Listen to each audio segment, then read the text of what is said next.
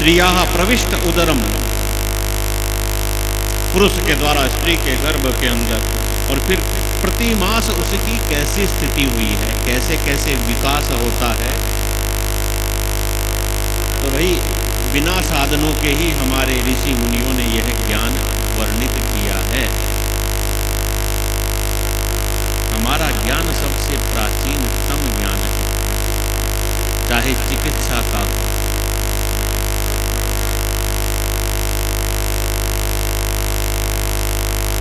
7 मास के अंदर गर्भ में जीव पूर्ण विकसित हो जाता है, इसलिए कभी कभी 7 महीने बाद भी बच्चे का जन्म हो जाता है और बच्चा जीवित रह भी जाता है। तो 7 मास तक उसका विकास होता है, 7वें महीने वह पूर्ण हो जाता है। पूर्ण विकसित होता है यानी उसे अनुभव होने लगता है। माता जैसा भोजन करती है, यदि माता तीखा भोजन करती है तो उसको, क्योंकि उसकी त्वचा तो अत्यंत कोमल होती है, तो उसको पीड़ा होती है। और गर्भ के अंदर तो वैसे भी महा दुख बताया है। बड़े बड़े विद्वानों ने यही प्रार्थना की है, सब कुछ देना लेकिन पुनः गर्भवास मत देना। गर्भवास से भयंकर पीड़ा और कुछ नहीं है, यह जीव इतना दुख पाता है।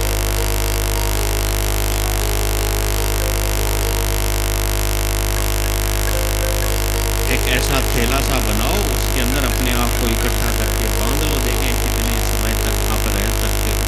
करो अनुभव। लेकिन यह जीव 9 महीने तक रहता है। तो जब कष्ट का अनुभव होता है, दर्द का अनुभव होता है, तो परमात्मा की याद आती है, परमात्मा से कौल वचन करता है,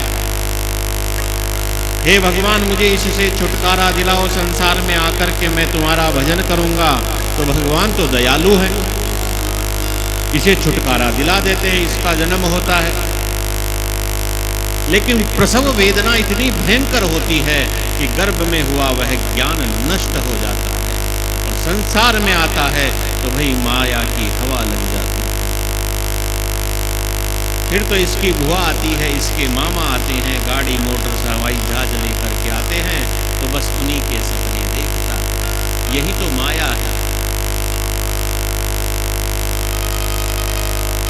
कैसे इसका लालन पालन होता है, कितनी इसको असुविधा होती है, कितना कष्ट होता है, यही जानता है, किसी से बोल भी नहीं सकता।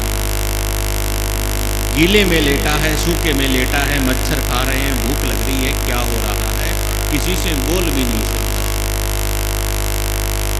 और जब थोड़ा बड़ा होता है तो फिर अभिमान, अहंकार, क्रोध, यह सब आ जाते हैं।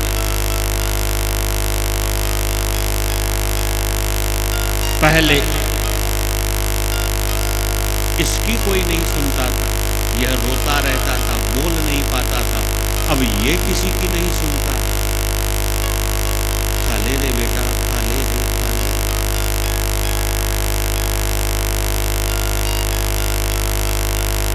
और फिर जब जिम्मेदारियां पड़ती है तो बस फिर दुनियादारी और ज्यादा बढ़ जाती है।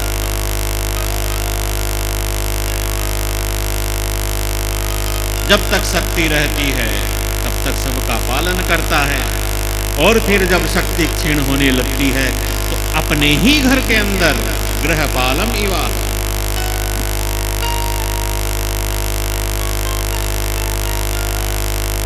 कुत्ते की तरह जीता है अपने ही घर में, ऐसा लिखा है। छोड़ना चाहता है लेकिन छूटता नहीं है, मोह के कारण से।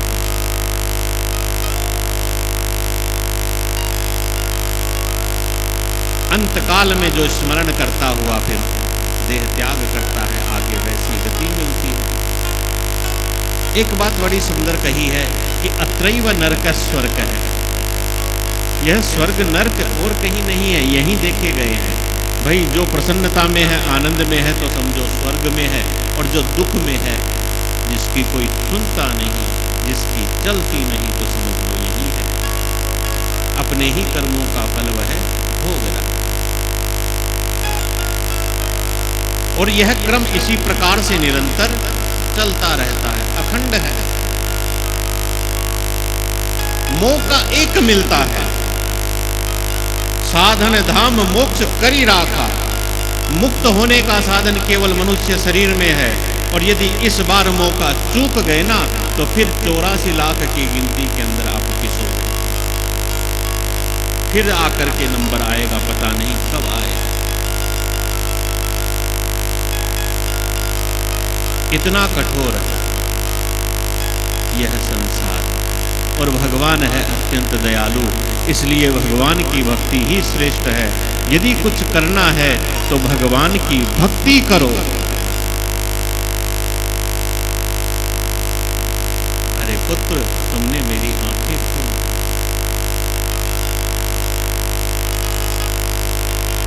मैंने तो घर गृहस्थी में ही अपना जीवन व्यतीत कर दिया। भाई घर गृहस्थी देखो, पतिव्रता स्त्री के लिए पति की सेवा करना वही धर्म है उसका, लेकिन पति की सेवा कर ली, उसके अतिरिक्त जो समय बचा तो वह समय कोई टीवी देखने के लिए, धारावाहिक देखने के लिए थोड़ी ना है। उस समय अपना भजन करो।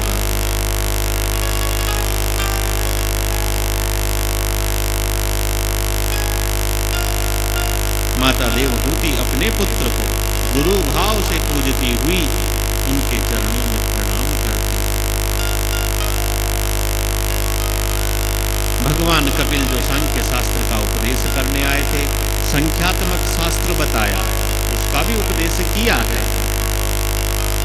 मुख्यतः तो तत्व एक ही है, परमात्मा। परमात्मा से महत्त्व हुआ, महत्त्व से त्रिगुण हुआ, चतुर्विध अहंकार हुआ, पंच ज्ञानेन्द्रिय, पंच कर्मेंद्रिय, पंच तन मात्राएं, ऐसे करके संख्या 25 तक भी पहुंचती है।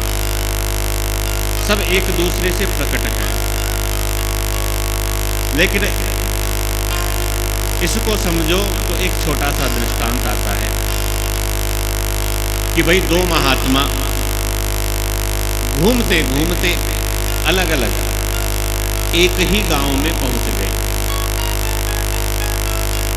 दोनों अलग अलग थे, लेकिन एक ही समय में एक ही गांव में पहुंच गए।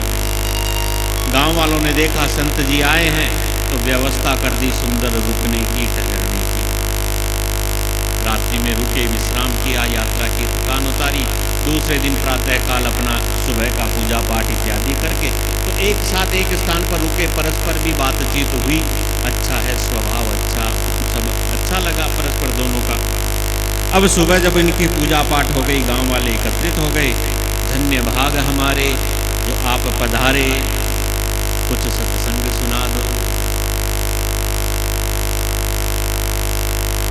जब ऐसा विनय किया तो भाई महात्मा एक दूसरे से कहने लगे, तुम सुनाओ, तुम सुनाओ, तुम सुनाओ, तुम सुनाओ। एक महात्मा कहता है ठीक है हम सुनाते हैं। तो बैठा अपना, सबको सामने बिठाया और संबोधित करने लगा कि देखो जो कृष्ण है, जो राम है, जो दुर्गा मैया है, जो शंकर है, जो हनुमान है, ये कोई भगवान नहीं। दूसरा महात्मा सोचने लगा, ये क्या सत्संग हुआ? बड़ा नास्तिक आदमी रात में बातचीत कर रहा था, तब तो बड़ा अच्छा भला लग रहा था, इसकी बुद्धि ऐसी कैसे हो गई कि नहीं ये कोई भी भगवान नहीं है। तो गांव वाले कहे नहीं, ये तो सब भगवान है, हमने तो यही सीखा है, हमारी पीढ़ियों से यही सीखा है। तो कहे क्यों, पीढ़ियों का क्या गलत ज्ञान नहीं हो सकता क्या? तुम 200-500 गांव वाले मिलकर के कहोगे कि यह भगवान है तो तुम्हारे कहने से थोड़ी हो जाएगा। यह भगवान नहीं है तो नहीं है। तो पीछे पड़ गए, भाई कैसे नहीं है? उस महात्मा ने कहा देखो सब ध्यान लगा करके बैठो, आंखें बंद करके बैठो। सब बैठे। फिर महात्मा ने कहा देखो अपने ध्यान में देखो हाथी। सबने अपने ध्यान में देखा हाथी। तो भाई कैसा है हाथी? एक जैसा है ना सबका? भाई हाथी तो एक जैसा ही होता है, लंबी सूंड, मोटा शरीर, ऐसा। फिर कहा देखो घोड़ा। तो सबने ध्यान में देखा घोड़ा। तो घोड़ा कैसा? तो भाई घोड़ा तो घोड़े जैसा, एक जैसा ही होता है। तो फिर महात्मा ने कहा देखो भगवान। अब भगवान का ध्यान देखने लगे तो सबका इष्ट अलग अलग था। अब किसी को धनुष वाला दिखे, किसी को बंसी वाला दिखे, किसी को चक्र वाला दिखे, किसी को त्रिशूल वाला दिखे। तो कहा देखो तुम सब लोगों ने सुना भगवान एक है। हाँ ये तो सुना तो जब भगवान एक है तो सबको एक जैसा दिखाई देना चाहिए, लेकिन भगवान एक नहीं है, यह सब भगवान नहीं है, इसलिए एक जैसा दिखाई नहीं दिया। हम तो पीढ़ियों से गलत ही सीखते आए, हो जाती है लोगों को, और ऐसी शंकाएं जल्दी स्थापित होती है। अच्छी बात सिखाना चाहो तो नहीं सीखेंगे जल्दी, लेकिन ऐसी बात सिखाओ तो जल्दी सीखते हैं। तो सबके सब अफसोस करने लगे। अब वो जो दूसरे महात्मा बैठे थे, तो उस दूसरे महात्मा ने कहा, नहीं, भगवान एक ही होते हैं और यह सब भगवान है। अब तो वह उस महात्मा को तो बोलने की जरूरत ही नहीं, उसके तो चेले तैयार हो गए अब तो लड़ाई करने के लिए, और वास्तव में चेले होते भी ऐसे ही।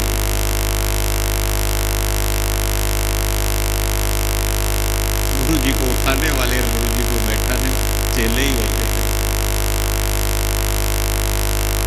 अब दूसरे महात्मा ने कहा, नहीं है तो तुम गलत बोल रहे हो। कि गलत कैसे? इन्होंने तो बताया, अभी बताया है ना, अभी देखो हमको स्पष्ट करके बताया। तो कहा हम भी बताते हैं, देखो। तो उसी की भाषा में फिर बताया कि देखो, सब आंखें बंद करो, ध्यान लगाओ, देखो हाथी, सबने देखा हाथी। तो देखो गाय, सबने देखी गाय, एक जैसी है, हाँ एक जैसी है। तो महात्मा ने कहा, देखो बाप, सब अपने अपने बाप का ध्यान लगाए। तो पूछा, एक जैसा है? नहीं। पूछा, क्यों? बाप कोई अनेक थोड़ी होते हैं, बाप तो एक ही होता है ना। तो सब कहते हैं, हाँ बाप तो एक ही होता है, तो फिर अलग अलग क्यों दिखा? भाई बाप तो एक ही होता है ना, अलग अलग थोड़ी दिखता है। तब लोगों को समझ में आई कि भगवान तो एक ही है, लेकिन जैसे बाप एक है, लेकिन हम सबके देह के संबंध के कारण उसका रूप अलग अलग है, ऐसे ही भगवान तो एक ही है, लेकिन हम अपना इष्ट किसे मानते हैं, उस रूप में उसका ध्यान हमें अलग अलग दिखेगा। वास्तविकता में तो भगवान एक ही है। तो जो जैसी भाषा में उसने समझाया था, वैसी भाषा में इस महात्मा ने समझाया। यही वही संख्याओं का तात्पर्य है। जो जैसे समझना चाहे उसको उतने विस्तार से समझाया है। बाकी तो एक ही तत्व है, एकम सद विप्रा बहुधा वदंति। तत्व एक ही है, विद्वानों ने उसे अनेक प्रकार से बताया। आप नहीं समझ सको तो जब तक समझ में नहीं आए तब तक उसका विस्तार करो। इस प्रकार से विद्वानों ने बताया है। यह सांख्य शास्त्र है। एक से सब बना है। दूध एक तत्व, थोड़ी सी कठाई डालो, जम जाएगा, दही बन गया। दही को मथो, छाछ भी बन गई, घी भी बन गई। एक ही तत्व के कितने रूप हैं, है ना? फिर पनीर भी बना लो, और फिर और भी अच्छा लगे तो रसगुल्ला भी बना लो, वही छेना बना करके, और छेने की तो और कई तो एक तत्व है, लेकिन रूप कितने हो गए? ईश्वर एक ही है अनेक रूपों में। आप मिठाई की दुकान पे जाते हो ना, मिठाई खरीदने, और वास्तव में मिठाई की दुकान पर मिठाई नाम की कोई वस्तु नहीं है। या तो लड्डू मिलेगा, या पेड़ा मिलेगा, या कतली मिलेगी, या और कुछ मिलेगा। जो वस्तुएं हैं सबके नाम अलग अलग हैं, लेकिन दुकान है मिठाई की। आप लेके आ रहे हो मिठाई, मिठाई लेने जाते हो, मिठाई लेकर के आते हो, और वास्तव में जो वस्तु लेकर के आए हो उसका नाम अलग है, लेकिन फिर भी कहते हैं मिठाई।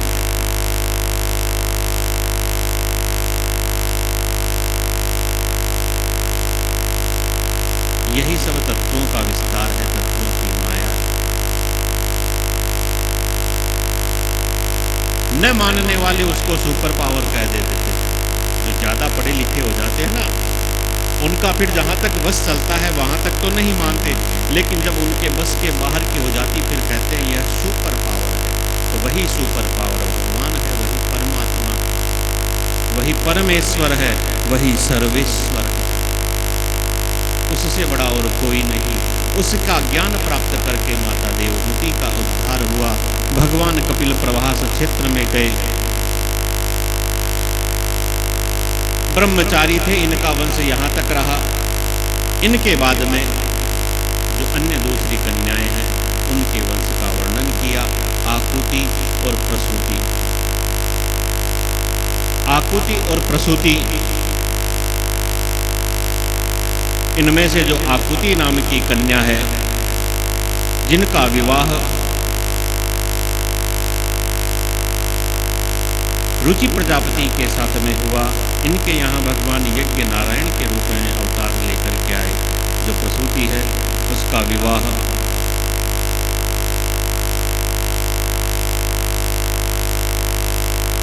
प्रजापति के साथ में हुआ। इनके 16 कन्याएं, सबसे छोटी सती, जिसका विवाह भगवान शंकर के साथ में हुआ। इनके कोई संतान नहीं, क्योंकि सती ने अपने देह को यज्ञाग्नि से भस्म कर दिया। ऐसा क्यों किया पूछने पर यह सारी कथा विस्तार से बताई। सती का पिता दक्ष प्रजापतियों का अध्यक्ष, भगवान शंकर के प्रति अपने मन के अंदर मालिन्य रखता था। वह सोचता था यह मेरा जामाता, मेरा दामाद है, मुझे प्रणाम करे, और भगवान शंकर तो महादेव हैं। वह तो नित्य अपने अंतर मन के अंदर ही बैठे हुए प्रभु के ध्यान में लीन रहते हैं। उन्हें बाहरी जगत का कुछ ज्ञान नहीं है, कौन आया और कौन गया। इसलिए जब दक्ष आया, उसने अपना अपमान मान लिया। मेरा जामाता, मेरा दामाद है, मेरे आने पर खड़ा नहीं हुआ, सब लोग खड़े हो गए। मन के अंदर ईर्ष्या हो गई, द्वेष हो गया, और इसका बदला लेने के लिए यज्ञ किया जिसमें भगवान शंकर को नहीं बुलाया। लेकिन सती ने जिद की आने की, लेकिन आकर के जब देखा यहाँ तो मेरे पति का अपमान हो रहा है, अपने आप को भस्म कर दिया। अगले जन्म में फिर पार्वती के रूप में पुनः उन्हीं को प्राप्त किया है। यह तो वैसे आदि शक्ति है। तीनों पुत्रियों की कथाओं का, वंशों का वर्णन हुआ, और फिर अधर्म के वंश का थोड़ा वर्णन यहाँ पर बताया गया है। अधर्म के कौन बेटे हैं, कौन पोते हैं, इन सब का वंश का वर्णन है। और कहा कि जो तीनों समय इसे स्मरण करता है ना, वह पाप से बचा रहता है। इसलिए अधर्म का वंश भी सुनने लायक है। नित्य स्मरण करो कौन कौन कर्म अधर्म होता है। किसी को तीखा बोलना, कड़वा बोलना, यह भी अधर्म है। इसलिए सबसे मीठा बोलो। स्वयंभू मनु महाराज के पुत्र उत्तानपाद की कथा आती है, जिनके पुत्र हुए महाराज ध्रुव। कथा आप सब जानते हो। उत्तानपाद के 2 रानियां, सुरुचि और सुनीति। रुचि सबको अच्छी लगती है, नीति किसी को अच्छी नहीं लगती। यह महाराज उत्तानपाद और कोई नहीं, हम ही हैं। हमको रुचि, स्वरुचि भोज देखा होगा ना, शादी विवाह में जो कार्ड छपता है उसका कहता है स्वरुचि भोज, अपने मन का लो कुछ देर खाओ। नीति की बात अच्छी नहीं लगती। हाथ पैर धो करके, जूते इत्यादि उतार करके, आसन पर बैठ करके भोजन करो, किसी भी अच्छा नहीं लगता। सबको रुचि अच्छी लगती है। और रुचि का पुत्र है उत्तम, नीति का पुत्र है ध्रुव। रुचि से आप करोगे, आपको उत्तम यानी अच्छा, मन को प्रसन्न करने वाला वह हो सकता है, लेकिन स्थायी नहीं हो सकता है। नीति के अनुसार जो करोगे वह ध्रुव होगा, यानी अटल होगा, स्थायी होगा। ध्रुव पिता की गोद में बैठना चाहता है। जब 5 वर्ष का यह है तो सुरुचि उसे उतार करके कहती है इस पर बैठना है तो जाकर के भगवान की तपस्या कर, मेरी कोख से जन्म ले, तब तुझे यह अधिकार प्राप्त होगा। रोता रोता गया। सुनीति ने बड़ी सुंदर शिक्षा दी। बेटे, दूसरे के विषय में कभी भी बुरा मत सोचना। तुम्हारी विमाता ने, सौतेली माता ने कोई गलत नहीं कहा, सही कहा है। व्यक्ति को यही करना चाहिए। भगवान से ही मांगना चाहिए जो कुछ भी मांगो। अच्छा, भगवान कहाँ मिलेंगे? अरे भगवान तो वन में मिलते हैं। चल पड़े वन में। मार्ग में नारद जी मिले। नारद जी ने थोड़ा परीक्षण के तौर पर कहा भी, अहो क्षत्रिय तेजाना, अरे क्षत्रियों का तेज तो देखो, नन्हा सा बालक है लेकिन फिर भी देखो इसमें कितना स्वाभिमान है। अरे जाओ, अभी तो घर जाओ, अभी कोई भजन करने की, तपस्या करने की अवस्था थोड़ी है। जीवन का जब तृतीय पर्व आए, जब वानप्रस्थ आए, तब फिर भजन करने आना, लेकिन नहीं, जिद है। तो नारद जी ने यहाँ पर भक्ति का उपदेश दिया, द्वादशाक्षरी मंत्र दिया, जो भागवत का मूल स्वरूप बताया। ओम नमो भगवते वासुदेवाय। कई लोग कहते हैं कि भाई हमने अभी तक गुरु दीक्षा नहीं ली, तो हम कौन से मंत्र का जाप करें? यह सबसे उत्तम द्वादशाक्षरी मंत्र। लोग कहते हैं हम भगवान की पूजा करते हैं लेकिन हमको कोई मंत्र नहीं आता, तो यह मंत्र है। यहाँ नारद जी ने उपदेश दिया, यह मंत्र, इसी मंत्र से सेवा करो, जो कुछ मिल जाए उससे सेवा करो, ऋतु और काल, समय और स्थान के अनुसार। भाई वन में क्या मिलेगा? कंद मूल फल मिलेंगे, यमुना जी का जल मिलेगा, क्योंकि मधुवन में आए हैं, यमुना किनारे, भक्ति के किनारे। तो जो कुछ मिल जाए इस मंत्र से भगवान के प्रति समर्पित करो। मूर्ति होना आवश्यक नहीं, मिट्टी की वेदी बना लो, उस पर ही ध्यान लगा लो, भगवान बैठे हैं, तो मिट्टी की वेदी पर चढ़ाओ, जल में चढ़ाओ, सूर्य को देख करके चढ़ाओ। गिरधारी रे मोहे दे दर्शन, गिरधारी रे तेरी सावरी सुरतिया पेवारी रे, तेरी सावरी सुरतिया पेवारी रे।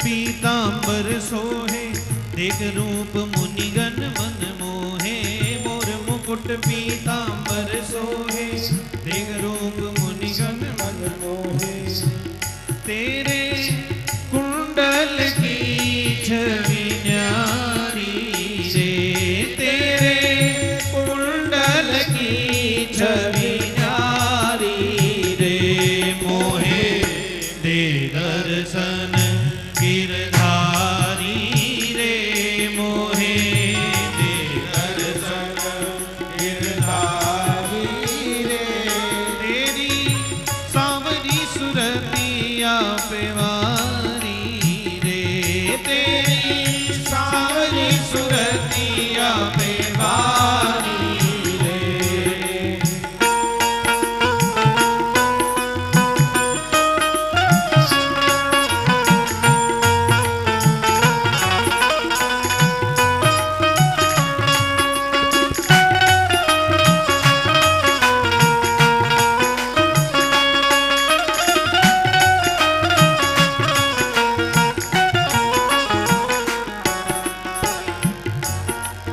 जमुना तट हरि धेनु चरावे, मधुर मधुर स्वर बैन बजावे, जमुना तट हरि धेनु चरावे, मधुर मधुर स्वर बैन बजावे, वो तेरे कांधे कमरिया काली रे, तेरे कांधे कमरिया काली रे, मोहे दे दर्शन गिरधारी रे, मोहे दे दर्शन गिरधारी रे, तेरी सावरी सुरतिया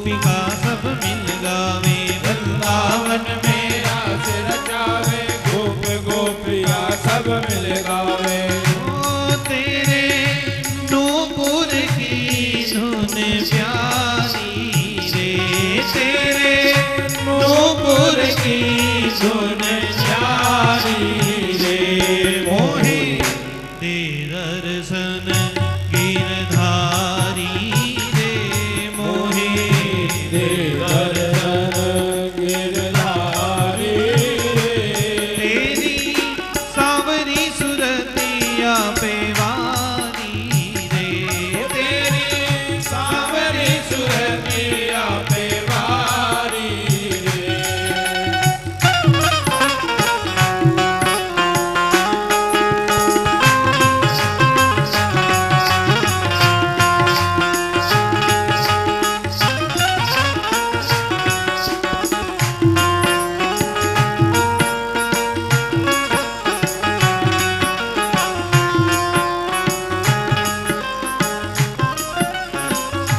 भक्त हेतु हरि रूप बनाया ब्रह्मानंद मेरे मन भाया भक्त हेतु हरि रूप बनायो ब्रह्मानंद तेरे गुण गाया ओ तेरे चरण कमल बलिहारी रे तेरे चरण कमल बलिहारी रे तेरे चरण कमल बलिहारी रे तेरे चरण कमल बलिहारी रे मोहे दे दर्शन गिरधारी रे मोहे दे दर्शन गिरधारी रे तेरी सांवरी सुरतिया पे वारी रे तेरी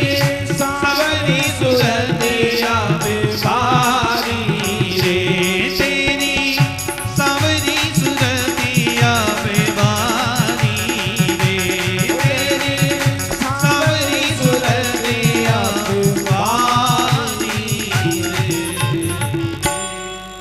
बोले भक्तवत्सल भगवान की जय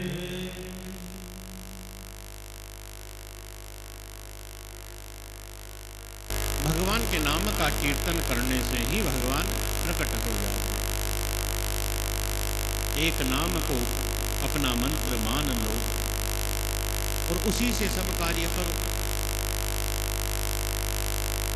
सब कार्य करो फिर उसी से, किसी भी कार्य में उसको भूलो मत।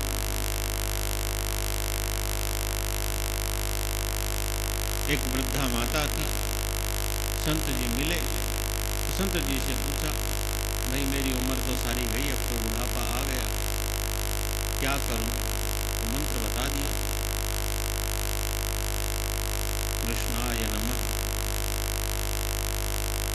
कुछ भी करो बस यह बोल के करो, तो सारे काम करती यही बोल करके करती। सुबह सुबह अपने घर में झाड़ू निकालती, कचरा इकट्ठा करती और कचरा फेंकने जाती, तब भी यही बोलती, कृष्णाय नमः।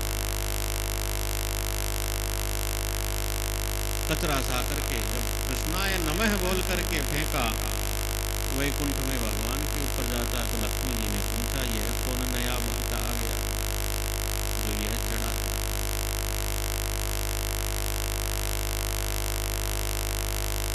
नाम ही मंत्र है, एक नाम अपना मंत्र मान लो, सब कुछ इसी से, नाम से, उसी नाम से भगवान प्रकट हो जाएगा। लगन, श्रद्धा, विश्वास आपका जितना दृढ़ है, भगवान उतनी जल्दी आ जाएंगे। यहाँ भगवान एक 5 वर्ष का बालक है, 5 महीने के अंदर भगवान को बुला लिया।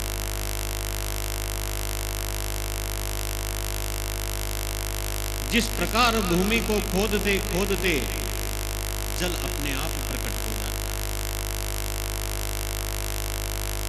पहले तो थोड़ा सा खोदते हो जाता था, अब आजकल 700, 800, 900 फीट तक खोद लेते हैं, तब प्रकट होता है। लेकिन होता है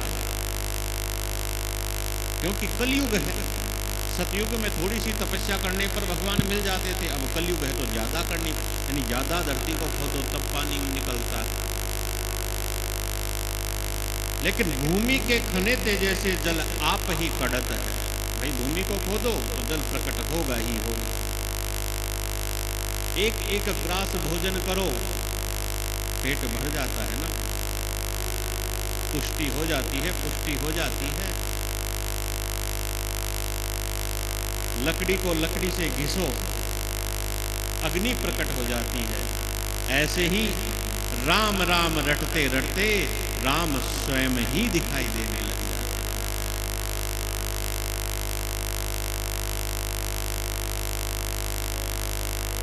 गरुड़ पर बैठ करके भगवान दर्शन करने आए। आकर के ध्रुव जी के सामने खड़े हो गए। ध्रुव जी एक पैर के अंगूठे के ऊपर खड़े होकर के तपस्या कर रहे। हम लोग तो खड़े नहीं रह सकते, इतने समय तक तो दोनों पैरों पर खड़े नहीं रह सकते। मन के अंदर भगवान की दिव्य छवि स्थापित है, उसी का ध्यान कर रहे हैं। सामने भगवान आकर के खड़े हो गए, उनका ध्यान नहीं, भान ही नहीं।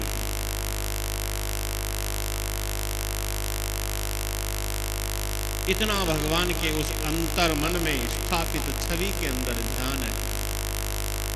भगवान ने देखा यह तो नेत्र ही नहीं खोल रहा, तो भगवान ने वह छवि अंतर पटल से अंतर ध्यान कर दी, लुप्त कर दी, गायब कर दी। तो हड़बड़ा करके नेत्र खोला, और नेत्र खोले तो सामने वही दिव्य दर्शन जब देखे भगवान के। बोली भक्त वत्सल भगवान की। देखे तो देखता रह गया,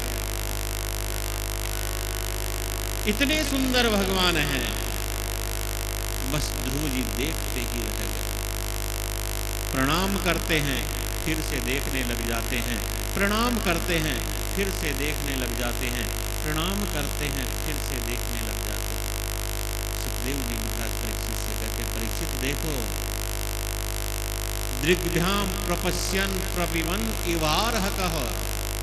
ध्रुव जी भगवान को अपने नेत्रों के द्वारा देख रहे हैं, देख नहीं रहे। ऐसा लगता है दृग्भ्याम प्रपश्यन प्रपिबन, ऐसा लग रहा है जैसे नयन रूपी प्यालों से भगवान के रूप सौंदर्य रूपी माधुरी का पान कर रहे। भगवान श्री राम जब जनकपुरी में धनुष तोड़ते हैं, उस समय दुल्हा बनते हैं, तो भगवान के छवि का वर्णन किया। गोस्वामी तुलसीदास जी महाराज ने कहते हैं, आंखें देखती है, आंखों ने दर्शन किया है, लेकिन आंखें बोल नहीं सकती। जीभ बोल सकती है, लेकिन जीभ देख नहीं सकती। भगवान का स्वरूप इतना सुंदर है, वर्णन करें तो कैसे करें। आंखों से दर्शन होता है, लेकिन आंखें बोल नहीं सकती। जीभ बोल सकती है, लेकिन जीभ को दिखे नहीं, दिखे तो आंखों को दिखे। कैसे वर्णन करें उनकी सुंदरता का। इतने सुंदर हैं कि केवल देख नहीं रहे, ऐसा लगता है कि पी रहे हैं। प्रविवन इवारवक है, फिर कहते हैं पी नहीं रहे। चुंबन निवास्येन,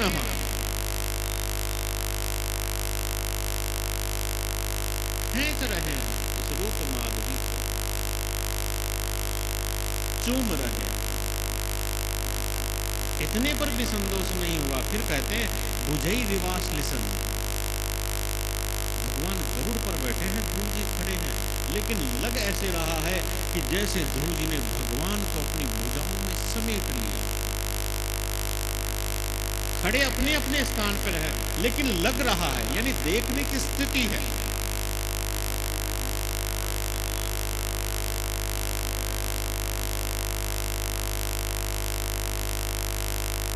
स्तुति करना कुछ आता नहीं। भगवान ने अपना शंख इनके गाल से स्पर्श किया, तो ध्रुव जी स्तुति करते हैं भगवान की। योऽन्तः प्रविश्य मम वाचमिमां प्रसुप्तां संजीवयत्यखिल शक्तिधर स्वधाम्नः अन्यास्त हस्तचरणश्रवणत्वगादीन् प्राणान् नमो भगवते पुरुषाय तुभ्यम्।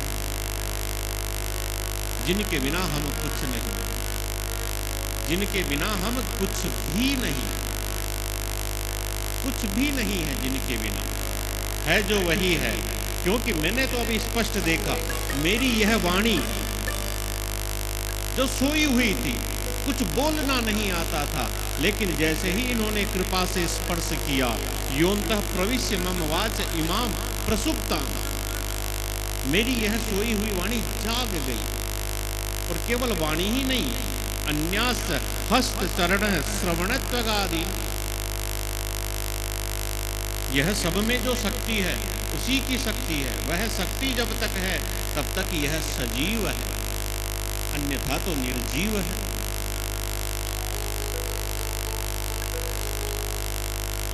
जब वही है तो फिर उसका भजन क्यों नहीं करते?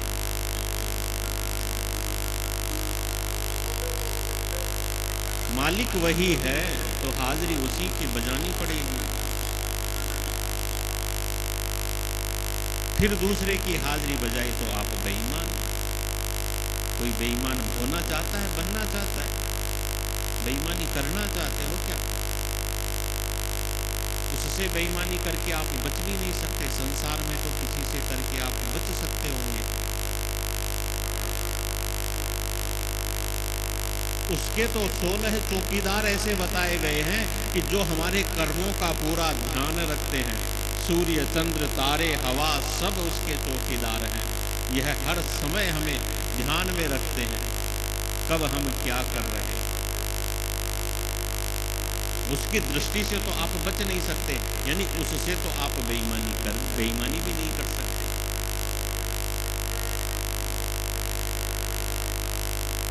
एक गुरुजी ने अपने शिष्यों की परीक्षा लेने के लिए उनसे कहा कि जाओ ये एक एक फल ले जाओ और ऐसे स्थान पर जाकर के खाना जहां तुम्हें कोई नहीं देख रहा।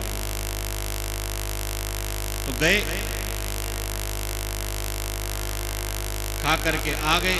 एक शिष्य था, उसने नहीं खाया, ऐसा का ऐसा ही आ गया। जब पूछा तो किसी ने कहा भाई मैंने तो कमरा बंद करके खा लिया। तो उससे पूछा भाई कमरा बंद करके खा लिया तो तूने खुद ने तो देखा? हमने तो कहा किसी ने नहीं देखा।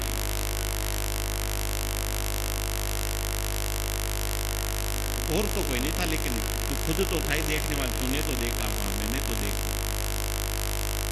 एक दूसरा था तो उसने अपनी बुद्धि लगाई, भाई ऐसे ही मैंने खाया था, लेकिन अब गुरुजी यही मुझसे पूछेंगे। तो वह कहता है मैंने कमरा बंद कर लिया और लाइट भी बंद कर लिया, अंधेरे में तो मैं खुद को भी नहीं देख सका, यानी किसी ने नहीं देखा। तो गुरुजी ने कहा भाई फिर भी तुम परीक्षा में फेल है। शिष्य ने कारण पूछा भाई फिर भी फेल कैसे हूं? उसने कहा कि बताता हूं थोड़ी देर में। अब उस विद्यार्थी से पूछा जिसके हाथ में फल था, जिसने खाया नहीं था, उससे पूछा। वह कहता है गुरुजी मुझे तो ऐसा कोई स्थान नहीं मिला जहां पर कोई ना हो। अरे अन्य कोई हो या ना हो, लेकिन भगवान तो सब जगह है, भगवान तो देख रहा। ऐसा कोई स्थान था ही नहीं। तो कहा भाई अंधेरे में तूने खाया तो अंधेरे में भगवान तो देख रहे थे, भगवान को तो अंधेरे में भी दिखता।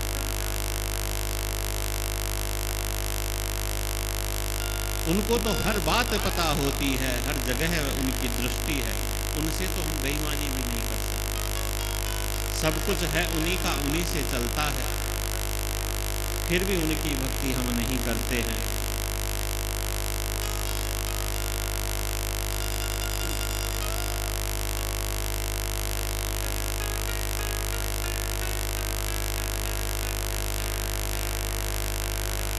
बड़ी सुंदर स्तुति ध्रुव जी ने की।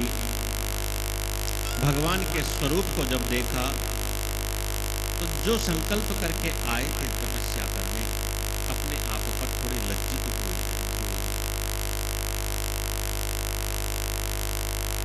भगवान ने इनको 33,000 वर्षों का एक छत्र साम्राज्य दिया और ध्रुव लोक दिया। उसके बाद में तुम्हें ऐसे परम पद की प्राप्ति होगी कि सभी तुम्हारी परिक्रमा करेंगे। इतना सब मिलने पर भी प्रसन्नता नहीं है ध्रुव जी को, क्योंकि ध्रुव जी कहते हैं भगवान को प्राप्त करके भी और मेरे मन के अंदर अहंकार की पूर्णतः निवृत्ति नहीं हुई।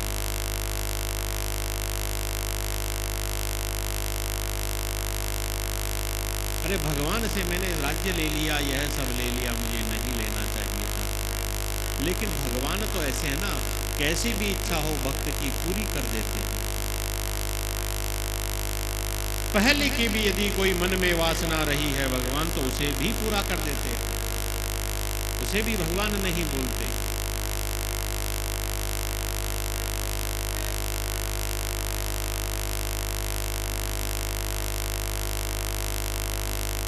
भगवान श्री राम ने जब रावण को मार दिया,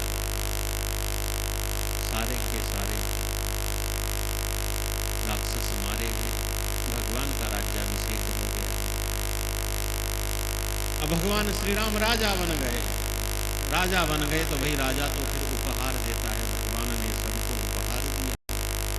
जामवंत जी का भी जब नंबर आया तो जामवंत जी से भी पूछा। जामवंत जी कहते हैं भगवान युद्ध तो किया लेकिन युद्ध में मजा नहीं आया, क्योंकि कोई मेरी टक्कर का पहलवान था ही नहीं।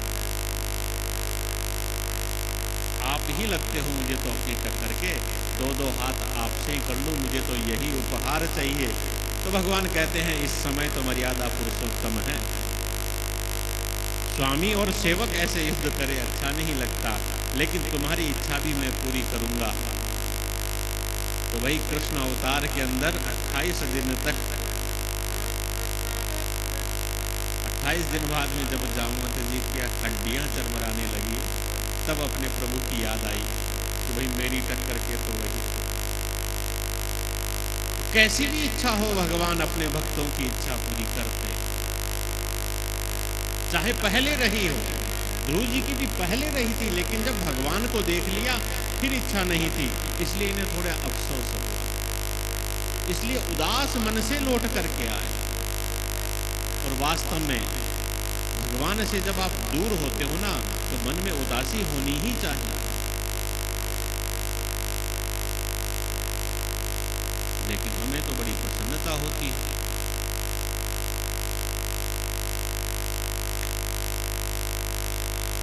देखते हैं हम तो जब 2 बजे हम कथा के लिए आते हैं ना, तो देखते हैं लोग बाग धीरे धीरे धीरे धीरे चल करके आते हैं, ताकि 4 बजे तक 5 बजे तक यहाँ पहुँचते हैं। लेकिन जाते समय हम देखते हैं तो सब, हम गाड़ी में बैठ के जाते हैं लेकिन फिर भी हम देर हो जाते हैं, हमसे पहले ही पहुंच जाते हैं पैदल चलने वाले, इतनी तेजी रहती है। अरे भाई कथा से दूर जा रहे हो तो उदासी होनी चाहिए। ध्रुव जी कह रहे हैं, यहाँ पर बता रहे हैं अपने चरित्र से, लेकिन ऐसा नहीं।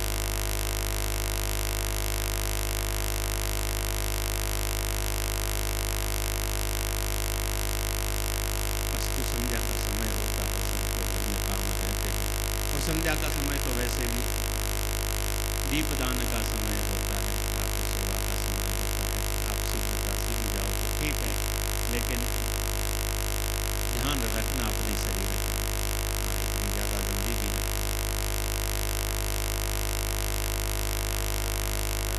जहाँ पर कृपा राम की होई, तहाँ पर कृपा करे सब कोई। जब गोद में बैठे हुए बालक ध्रुव को सुरुचि ने नीचे उतारा, उस समय उत्तानपाद ने कुछ नहीं बोला। लेकिन आज राजा उत्तानपाद स्वागत करने के लिए अपने नगर से बाहर आया। पुत्र वही है, ध्रुव वही है, कोई बदला नहीं है। लेकिन पहले भगवान के दर्शन नहीं हुए थे, अब भगवान के दर्शन हुए, भगवान की कृपा हो गई। और जहाँ पर कृपा राम की हुई, उसके तो फिर भाई सब जय जयकार करना।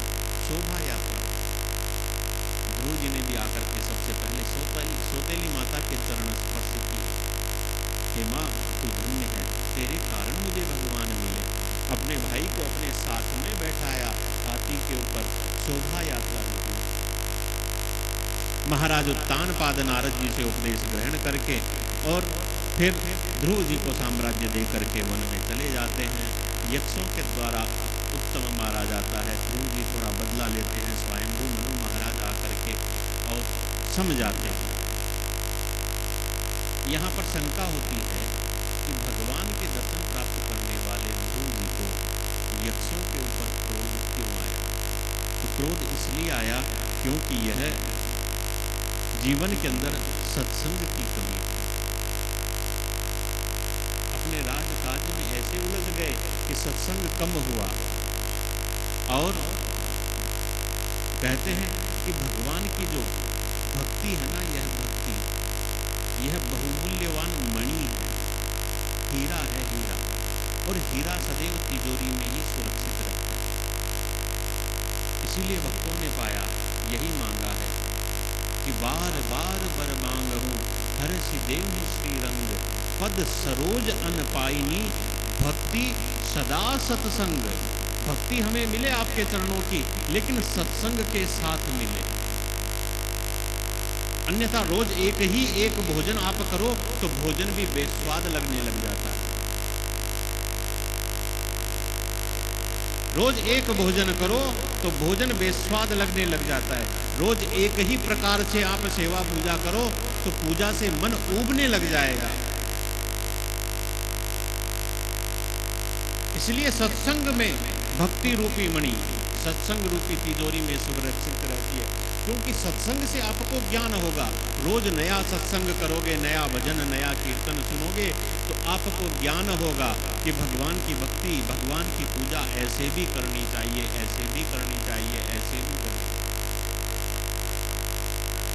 आज श्रृंगार ऐसा करो, आज श्रृंगार ऐसा करो।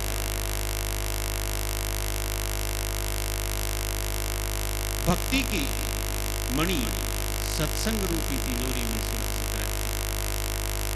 इनमें भक्ति तो थी लेकिन सत्संग नहीं था, इसलिए भक्ति कच्ची पड़ गई, क्रोध आ गया, क्रोध को अवसर मिल गया। लेकिन स्वयंभू मनु महाराज ने आकर के समझाया, भक्त दुर्गुणों के वशीभूत नहीं होता है, अपने आप को पहचानो। यक्षों को माफ किया तो यक्षों के जो राजा हैं कुबेर जी, उन्होंने नित्य सत्संग का वरदान दिया। ध्रुव जी के इस वंश में आगे अंग इत्यादि राजा हुए। अंग के कोई पुत्र नहीं था तो वही यज्ञ करवाया। यज्ञ करवाया तो पुत्र हुआ वेन। यह वेन अपनी मां पर गया और इसकी मां थी अधर्म के पक्ष की, अधर्म के वंश की। तो बड़ा दुष्ट यह राजा हुआ,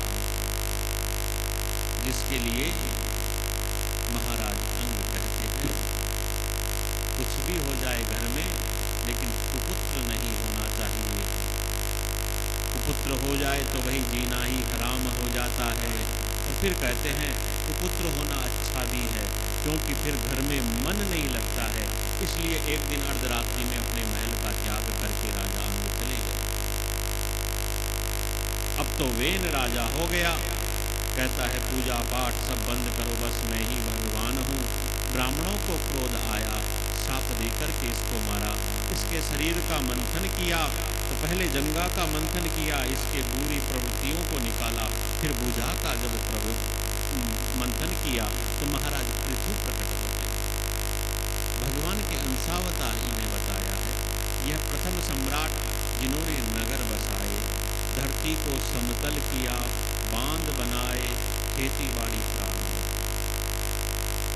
धरती को अपनी पुत्री माना, खुद बछड़ा बन करके उसका दोहन किया है। अनेक प्रकार के बीज औषधियों के रूप में इन्होंने प्राप्त किए। और उस समय सभी जाति वर्गों के जो प्रमुख व्यक्ति थे, सबने गौ रूप वाली पृथ्वी से अपने अपनी मनोकामनाओं को पूर्ण करने वाला पदार्थ प्राप्त किया है। इसलिए पृथ्वी को भी कामधेनु कहा। कामनाओं को पूर्ण करने वाली है, रत्न गर्भा तो यह है ही। महाराज पृथु के इस वंश में आगे चल करके प्राचीन बरही नाम के राजा हुए, जिन्होंने बहुत यज्ञ किए, बहुत यज्ञ किए, लेकिन चित्त में शांति नहीं है। तो नारद जी आए, नारद जी से इन्होंने पूछा, मैं इतना यज्ञ यागादि कराता हूँ लेकिन फिर भी मेरे चित्त में शांति क्यों नहीं है? तो कहा कि यज्ञ में दोष हो जाते हैं। यज्ञ पवित्र कर्म है। गीता के अंदर कहा, यज्ञो दानम तपस्सैव पावनानि मनीषिणाम्।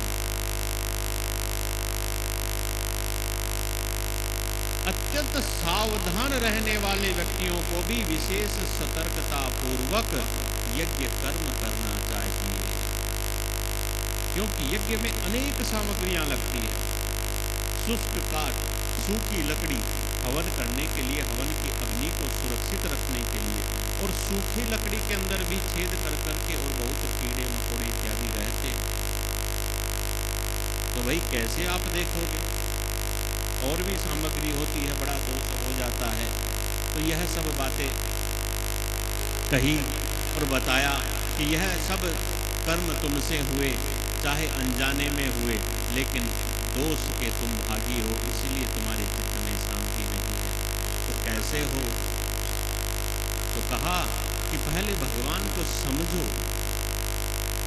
भगवान क्या कहते हैं, क्या उपदेश करते हैं। भगवान नहीं कहते कि इतने यज्ञ करो, भाई यज्ञ करना ठीक है, पंच महायज्ञ बताया है, एक साथ इकट्ठा करके इतना करते, उससे अच्छा अपना नित्य का नित्य करते रहो हिसाब किताब। भाई हम भी अपने घर गृहस्थी के अंदर झाड़ू निकालते हैं, ऐसे जीव जो हमें आंखों से नहीं दिखते लेकिन होते तो हैं। जब झाड़ू चलती है तो उसके अंदर पिस जाते हैं। अब खुद सुखपूर्वक सोने के लिए घर के अंदर हम ऑल आउट तो लगाते ही हैं, तो उससे क्या होता है? किसी को जीवन थोड़ी मिलता है, बेचारे मच्छर मरते ही हैं, तो पाप हमसे ही होता है। हमारी अच्छी नींद के लिए वे अपनी कुर्बानी करते हैं, वह दोष तो हमें लगेगा ही लगेगा। इसीलिए पहली रोटी गाय की, अंत वाली रोटी कुत्ते की, यह सब नियम बनाए हुए हैं, नियमों से बंधे हुए हैं। रोज पाप कर्म करते हैं, उनका रोज इसी प्रकार प्रायश्चित होता है, और यदि ज्यादा हो गए तो उनके लिए फिर ज्यादा बताया है, फिर व्रत, उपवास, चांद्रायण इत्यादि बताए। तो रोज के पाप रोज धोते जाओ, अब ऐसे बड़े बड़े करते हो तो इनके अंदर तो फिर हो ही जाता है। तो भगवान को समझो, भगवान कैसे हमारी सहायता करता है। तो पुरंजन की कथा सुनाई। पुरंजन का सखा है अविज्ञात, उसकी बड़ी सहायता करता है, लेकिन इसको पता ही नहीं। यह उसको छोड़ करके 9 द्वारों वाली नगरी में आ जाता है, जहाँ इसे एक सुंदर स्त्री मिलती है पुरंजनी, उससे ब्याह कर लेता है, अपने परिवार को फैलाता है। अब पुरंजनी जैसा कहती है वैसा ही करता है। वह रोए तो यह रोए, वह हंसे तो यह हंसे, वह गाए तो यह गाए, वह खाए तो यह। एक दिन उसे बिना बताए शिकार खेलने चला गया तो वह नाराज हो गई, तो उसे मनाए। उसे याद करता करता मर गया तो दूसरा जन्म में स्त्री बना, किसी राजा की रानी बना। राजा युद्ध में मारा गया तो राजा का मृत शरीर लेकर के सती होने चला।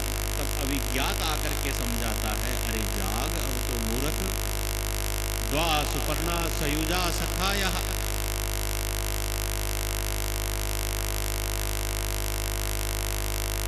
एक वृक्ष के ऊपर 2 पक्षी बैठे हैं, एक है जीवात्मा, दूसरा है परमात्मा।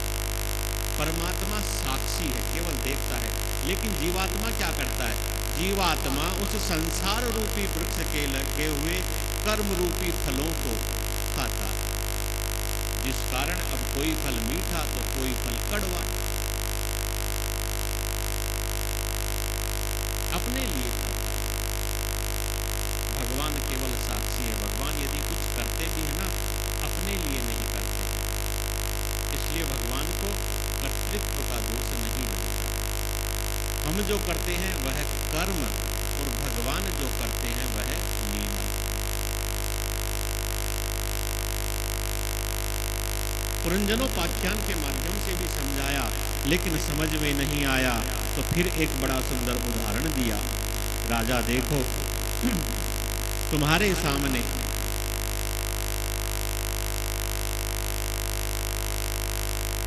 जो बगीचा है तुम्हारे महल का, उस बगीचे में देखो, ध्यान लगाओ। एक हिरण है जो घास चर रहा है। राजा ने ध्यान लगाया, हाँ वही चर रहा है। अब देखो, पीछे शिकारी बैठा है, धनुष पर बाण चढ़ाए निशाना लगा बैठा है। आगे देखो,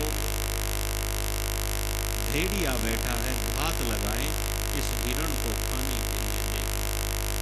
बस ऐसी ही स्थिति इस जीवात्मा की।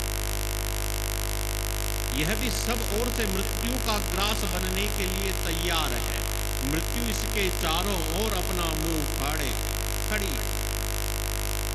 वह शिकारी कब बाण छोड़ दे, एक क्षण भी नहीं लगेगा।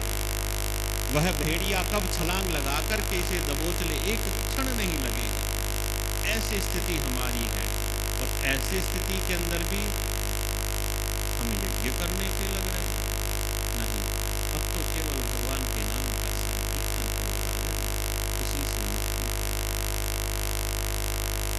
किसी दूसरे कर्म को निम्न बताने के लिए यह प्रसंग नहीं है। कर्म के लिए अधिकारी होना पड़ता है। यज्ञ के लिए आपको उत्तम अधिकारी बनना पड़ेगा, तब यज्ञ की आपको महत्वता पता चलेगी। देखा देखी आप यज्ञ करने लग जाओ, यज्ञ करने लग जाओ। प्राचीन बरही राजा है, अरे यज्ञ के लिए आपको 9 दिन का, 18 दिन का, 21 दिन का समय चाहिए। इतने दिन के लिए आप अपना कर्तव्य छोड़ करके उसमें लग रहे हो। और भी अन्य राजाओं ने यज्ञ किए, लेकिन इतने नहीं किए हैं। लगातार बस यज्ञ ही यज्ञ करते रहे। महाराज प्राचीन बरही के पुत्र प्रचेतागण हुए हैं, और प्रचेताओं के पुत्र हुए दक्ष प्रजापति। वही दक्ष जो भगवान शंकर के कारण मृत्यु को प्राप्त हो गए थे।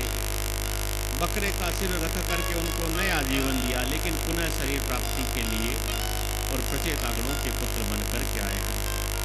प्रचेतागणों के ऊपर भगवान शंकर और भगवान नारायण दोनों की कृपा हुई। प्रचेतागणों को भगवान शंकर ने भगवान नारायण की स्तुति करने के लिए रुद्र गीत का उपदेश दिया। अब रुद्र गीत के नाम से लगता है कि भगवान रुद्र की, भगवान शंकर की स्तुति हो, जबकि यह वास्तव में भगवान नारायण की स्तुति है जो भगवान शंकर ने गाई। दक्ष प्रजापति के द्वारा पुनः कालांतर में फिर सृष्टि का विस्तार होता है, तो महाराज उत्तानपाद के वंश का वर्णन इतना ही होता है। महाराज प्रियव्रत के वंश का प्रारंभ करते हैं, जिन्होंने एक बड़ा प्रिय व्रत लिया अपने जीवन में। महाराज प्रियव्रत ने सोचा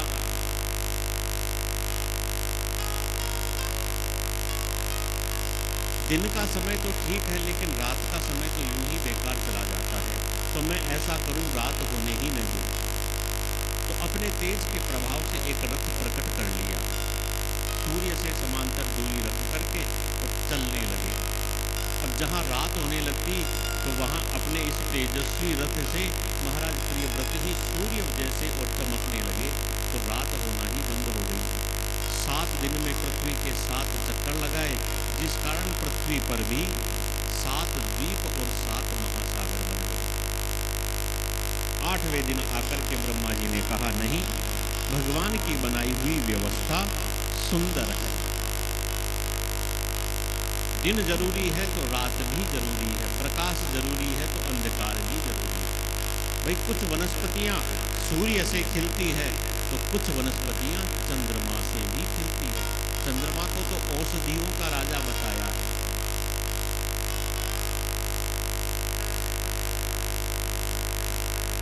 महाराज प्रियव्रत ने अपने उस संकल्प का त्याग किया, लेकिन पृथ्वी के तो 7 द्वीप हो गए, तो इनके 7 पुत्र उन 7 द्वीपों के राजा बने।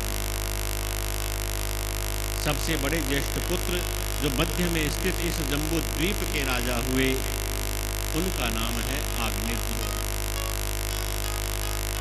आग्नेत्र के 9 पुत्र हुए जो जम्बू द्वीप के 9 वर्षों के राजा हुए।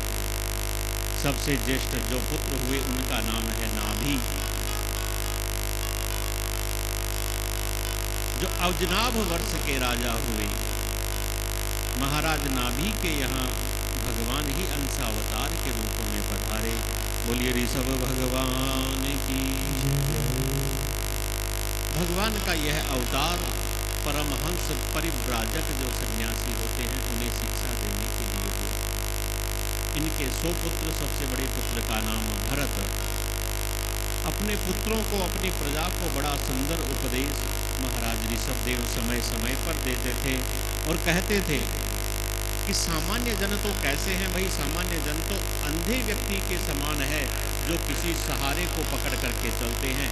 इसलिए राजा का, गुरु का और पिता का कर्तव्य है अपने शिष्यों को, अपनी प्रजा को, अपने पुत्रों को सद उपदेश दे।